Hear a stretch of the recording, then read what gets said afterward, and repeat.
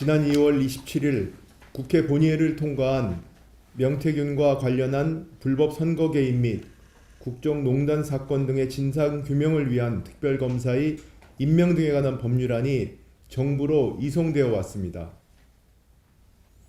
저는 이 특검법안의 법적 쟁점, 필요성 등을 국무위원들과 함께 심도 있게 검토했으며 숙고를 거듭한 끝에 제2요건을 행사하기로 하였습니다. 네, 여러분 안녕하십니까? 법무부 차관 김석우입니다. 법무부는 오늘 국무회의에서 이른바 명태균 특별검사법에 대해 대통령 권한 대행께 제2결을 요구할 것을 건의하여 이를 의결하게 되었습니다.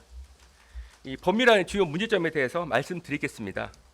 먼저 이 법률안은 수사 대상이 불명확하고 광범위하여 과잉 수사 위험성이 있습니다.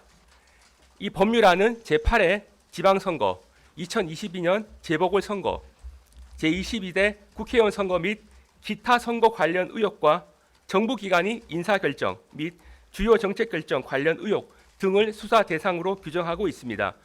이러한 규정이 수사 과정에서 인지한 관련 사건을 수사할 수 있다는 인지수사 규정과 결합하게 되면 최근 실시된 모든 경선과 선거 그리고 중요 정책 결정과 관련된 사건에 대해 수사가 가능하게 됩니다. 이렇듯 수사 범위가 무제한적으로 확대될 가능성이 있어 과잉 수사와 그에 따른 인권 침해 가능성이 크다고 할 수 있습니다. 다음으로 이 법률안은 특별검사 제도의 보충성과 예외성 원칙에 위배되는 문제점이 있습니다.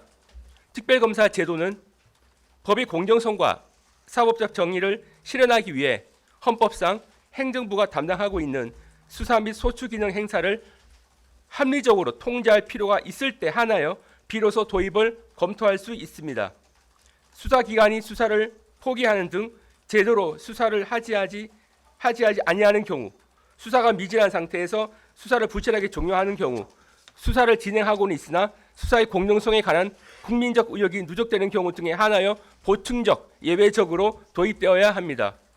명태균과 관련한 사건에 대해서는 검찰 등 수사기관이 충실하게 수사를 진행하여 왔고 사건의 핵심인 명태균과 김영선 전 국회의원을 구속 기소하였으며 현재 검찰에서 제기된 의혹 전반에 대해 수사를 계속 진행하고 있습니다. 따라서 현 시점에서 특별검사를 도입하는 것은 특별검사 제도의 보충성과 예외성 원칙에 배치되고 특별검사의 수사 필요성도 인정하기 어렵습니다. 마지막으로 특별검사의 직무 범위에 이미 진행 중인 재판의 공소유지 권한을 포함하는 문제점이 있습니다. 이미 수사가 끝나 기소된 사건의 공판 수행 업무에서 검찰의 권한을 배제하는 것은 수사와 소추를 위해 보충적, 예외적으로 도입되는 특별검사 제도의 취지와 맞지 않습니다.